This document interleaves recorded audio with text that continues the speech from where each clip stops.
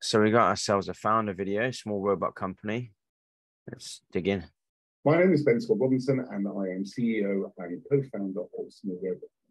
And I want to talk to you today about one of the really exciting areas that we've been progressing over the last year, called the Modular Robotics Platform. Now, as you all know, we have a very strong mission that we're trying to achieve. This idea of per-plant farming, driving the ultimate level of precision and accuracy in farming by understanding each individual farm. And basically, this is robots in farms. Farming robots are going to completely revolutionize the world. It is based around this idea of using these three robots, Tom, Dick, and Harry. Tom being the monitoring robot, Dick being the treatment robot, and Harry being the planting robot. And we've always really looked at it as requiring at least two, possibly three robots to be able to make that happen. So we assume that Tom is going to be lightweight, is going to be smaller, is going to be just capable of carrying the batteries and the cameras. And that has allowed us to be able to create something that was pretty effective and pretty easy to use in field. And you've seen the results of that with our nice, big, reliable Tom out in field gathering data at a commercial pace last year. But that means that when we start talking about Dick and Harry, we have to start thinking about a different robot. So we have used the Jill platform, our development platform, to be able to show the capabilities of Dick, whether that is non-chemical weeding using the root wave system, as you see here, or whether that is a spraying system. We have aimed for something which is flexible in terms of how wide you can make it, but also capable of carrying a payload as well. And so that is why we've been using Jill for the prototype. However, what we're trying to achieve ultimately is these two areas of per-plant intelligence, allowing us to see every individual plant field, and per-plant action. And then we got to the idea of thinking, well, why are we limiting ourselves by building two different robots? Why are we setting ourselves these two different challenges? Why can't we try and see if we can do this using one robotic platform to do both the intelligence side and the action side as well?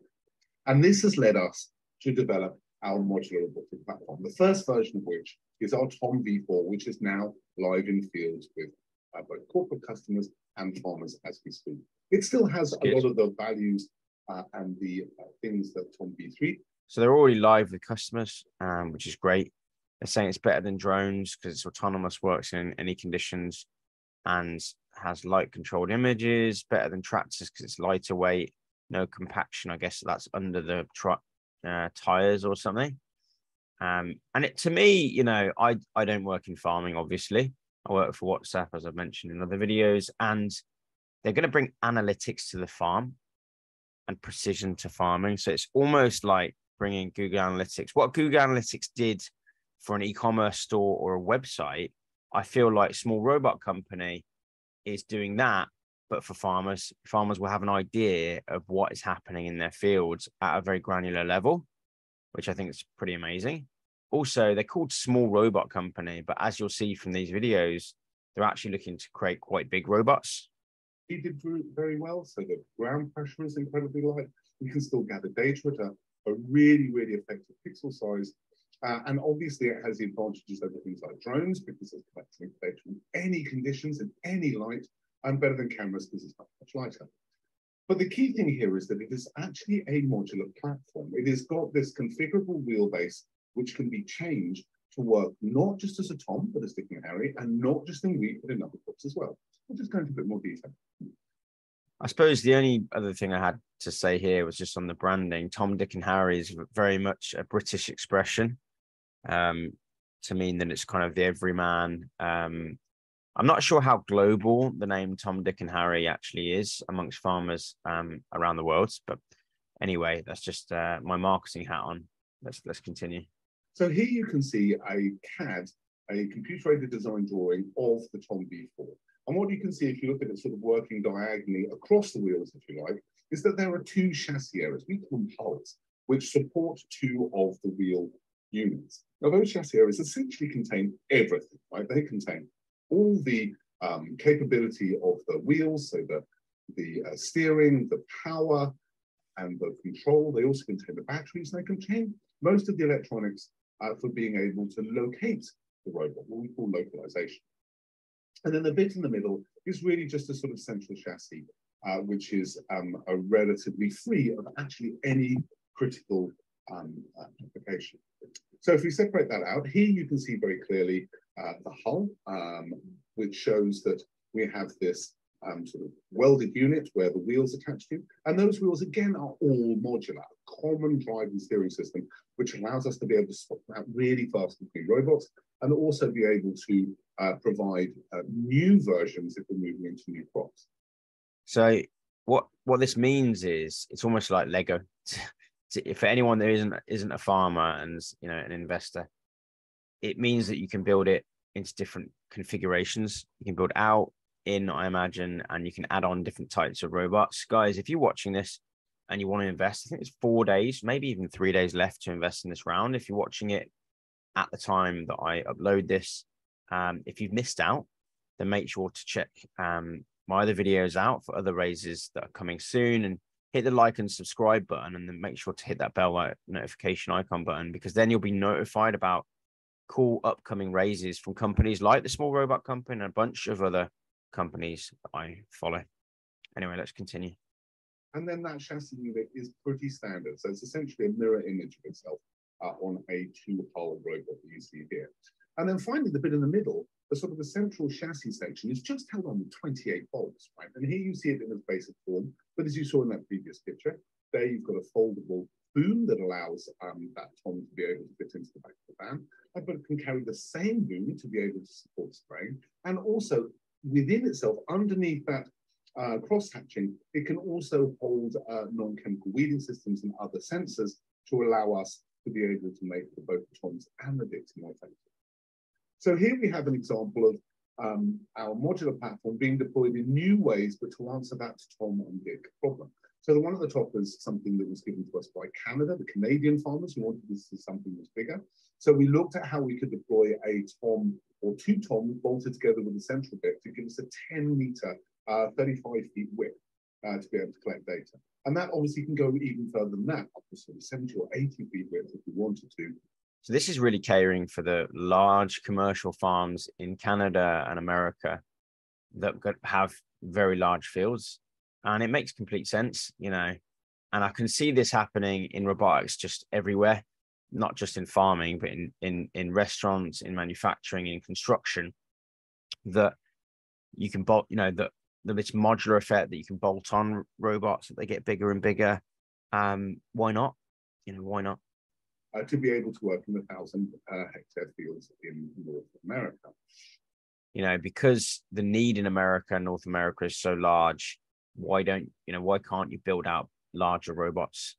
And I think the economies of scale for robotics companies are obvious, like Small Robot Company or Miso Robotics. If you can offer not just one robot to them, but if you can sell 10 or 15 or 20, or lease them, depending on the business model, it makes just so much more sense. And the efficiencies for the actual company that are buying or leasing the robots go up as well. But then this can also work as a precision sprayer. So here in the bottom left-hand corner, we actually have sort of one Tom and then outriggers that can support the same frame that mounts the cameras on them, but with a spray boom on there as well, and the containers with the liquid on there. Now, this is very indicative design. We are very careful to show our spray designs because there's a lot of IP in there, but you can get the message. Actually, if you haven't watched my other videos on Small Robot Company, make sure to check those out. I think one of the key things, though, about Small Robot Company is they're going to be reducing the impacts of chemicals in the field, because there's a lot of wasted chemicals that run off fields, and kind of farmers will just, spray chemicals all over a field.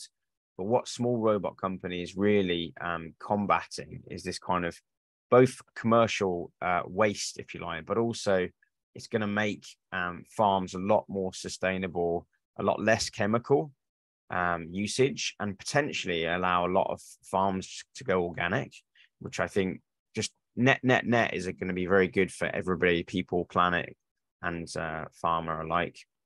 And the final point is really using the space inside the space frame to be able to put the non-chemical weeding capability. In this particular example, that is the root wave system with 6 arms on it to be able to work in the field, but could be any system. So this Modular platform allows us to get to production much faster. So this is all production ready. It's all been fully tested and is ready to go. It's allowed us to get to a situation where we can start thinking about deploying data much faster than we thought we were going to be able to before, and allows the deployment in field to be much more flexible. So it's easy to change a robot between being a Tom and a Dick as necessary.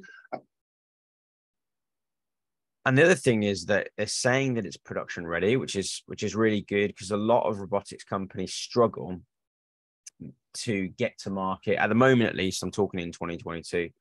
This is probably going to change in a couple of years' times as a lot of these companies ramp up.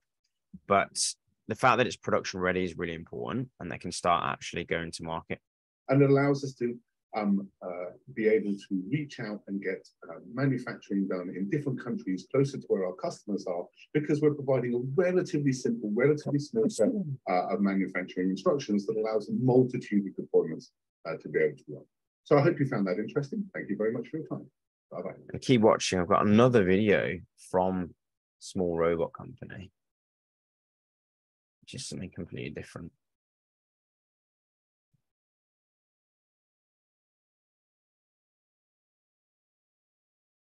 It's just a 30 or 40-second clip.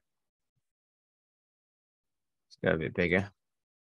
And I think it really displays the modularity of the products.